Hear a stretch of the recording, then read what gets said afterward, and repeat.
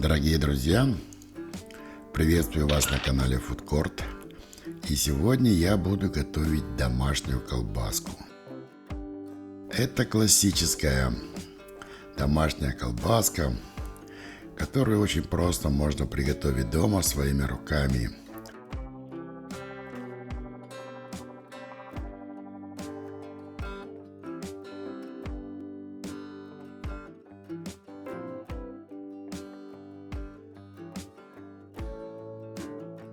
Сочная, ароматная. Классика жанра. Лучший рецепт для начинающих делать домашние колбасы. Классическая домашняя колбаса делается исключительно из мяса свинины. Для этого рецепта я взял два вида мяса. Это свиная лопатка нежирная. Здесь у меня 1,5 килограмма, она подрезана под уже мясорубку. И здесь у меня еще 3,5 килограмма свиного ошейка. Значит, 2 килограмма ошейка подрезано под мясорубку. И где-то 1,5 килограмма я порезал мелким кубиком. Это я резал ножом. Примерно размер где-то 0,5-0,7 миллиметра. Всего у меня 5 килограмм мяса и будет 3 фракции. Свиную лопатку я пропущу через решетку диаметром отверстия 10 мм. Свиной ошеек я буду пропускать через подрезную решетку. Самый крупный размер, самая крупная фракция. Ну и у меня 1,5 килограмма свиного ошейка перерезано ножом. При такой обработке фарша я хочу получить именно монолитную структуру колбасы и при этом красивый рисунок. Но в принципе вы можете не заморачиваться и просто перекрутить все мясо на самой крупной решетке вашей мясорубки. Вот теперь я буду перекручивать свиную лопатку, нежирное сырье, на крупной решетке. Это диаметр отверстия 10 мм. Мясо я слегка подморозил. Основной принцип приготовление домашней колбасы – это обработка мяса при максимально низких температурах. Это залог вашего успеха. Это залог предотвращения брака в виде бульонно-жирового отека.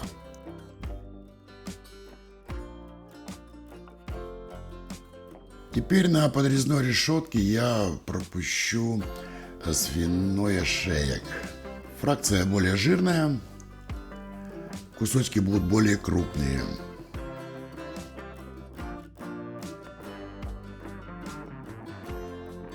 Так, теперь необходимо просто смешать все фракции мяса. Это ошеек, это свиная лопатка и это порезанный ножом свиной ошеек. Теперь необходимо просто превратить это все в однородную массу.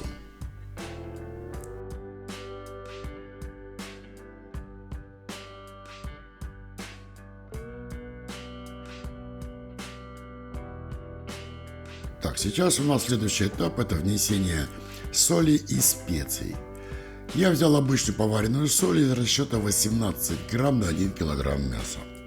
Кроме соли я использовал 2 грамма сахара на 1 килограмм мяса. В качестве специй я взял перец черный молотый 2 грамма, кориандр 1 грамм, чеснок я буду добавлять свежий 12 грамм на килограмм. И я добавил на свой вкус мускатный орех полграмма и лаврового листа молотого полграмма. Кроме этого, я использовал 2,5 грамма пищевого фосфата. Фосфат пищевой необходим для удержания влаги, поскольку в этом рецепте я буду добавлять 20% воды. Это 200 мл на 1 кг фарша. Специи я равномерно вношу, тщательно перемешиваю их с фаршем. И очень важный момент – это контроль температуры. В процессе вымешивания фарш нагревается, температура не должна превышать 4-6 градусов. Здесь у меня получилось 4,3 градуса. Теперь я буду вносить свежий чеснок. Я взял из расчета 12 грамм на 1 килограмм фарша. Именно вот этот свежий чесночок и черный дробленый перчик даст этой колбасе невероятный вкус и аромат. И тщательно все перемешал, чтобы чеснок равномерно распределился. И теперь я накрываю это все пищевой пленкой и уберу на 10-12 часов в холодильник для созревания и просола. Температура в холодильнике у меня 2-4 градуса. Итак, друзья, прошло у меня 12 часов, и теперь я буду вносить воду. Я помещаю уже просоленный фарш в чашу планетарного миксера. Это обычный домашний тестомес. Чаша у меня на 5 литров. Ну вот так, наверное, 2 порциями я сейчас буду вносить воду. Воды я буду вносить 20%, то есть 200 мл на 1 килограмм фарша. Вот такой насадкой я буду вымешивать фарш до однородного состояния и добавлять ледяную воду, для того, чтобы температура фарша не поднималась в процессе вымешивания.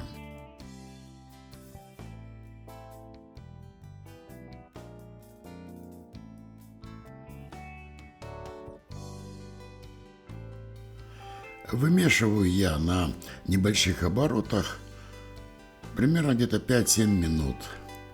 Мне потребовалось на одну порцию. Вот такой консистенции, с такой структурой получился колбасный фарш для домашней колбасы. Фарш однородный, монолитный, очень хорошо вмешалась крупная фракция. И теперь еще раз важный момент — это контроль температуры. Так, 6,8 градусов. Нормально. Теперь я поместил фарш в колбасный шприц, у меня вертикальный 5-литровый, и набиваю колбасную оболочку. В качестве оболочки я использую обычную свиную череву, диаметр 38-40 мм. Я нарезал кусочки длиной 80 сантиметров. Это то, что позволит мне сформировать примерно одинакового веса и размера колбасные кольца. Завязав с одной стороны узелок, я аккуратно, сильно не передавливая, такой средней набивкой набиваю колбасную оболочку. При привязке колбаса будет уплотняться, поэтому сильно набивать ее не надо, чтобы не порвать колбасную оболочку при формировании кольца.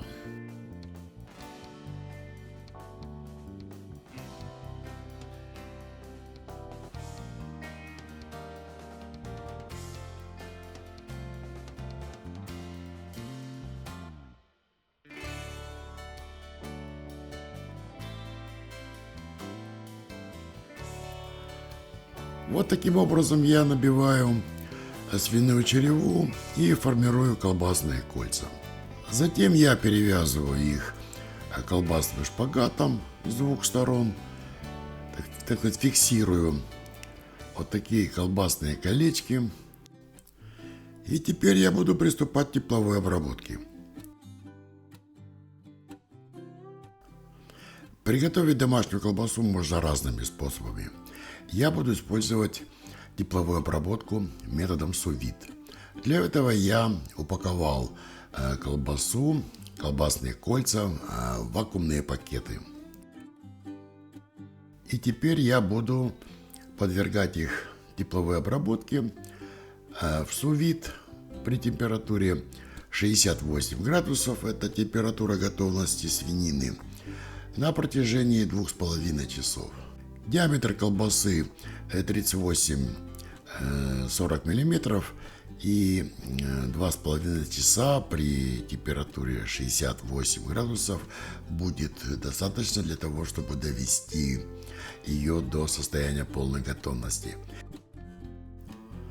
Запустив кипятильник, я вот таким образом чуть-чуть притапливаю колбасу, чтобы она не всплывала, и просто оставлю ее на 2,5 часа и получу готовый результат. Если у вас нет сous-вид, вы можете просто сварить колбасу в воде при температуре 80 градусов за те же 2-2,5 часа.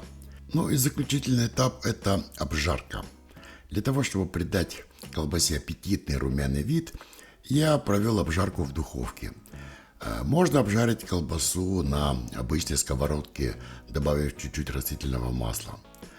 Вот такая красота у меня получилась. Смотрите, какой цвет аппетитный. Колбаса сочная. Именно благодаря использованию сous-вид при тепловой обработке колбаса сохранила полностью свою влажность. Прекрасный аромат, чеснок, черный перец придают этой колбасе вот этот незабываемый, невероятный, аутентичный вкус. Друзья, если вам понравилось это видео, понравился этот рецепт, не забудьте поставить лайк. Подписывайтесь на канал, оставайтесь на фудкорте. Будет много вкусного и интересного.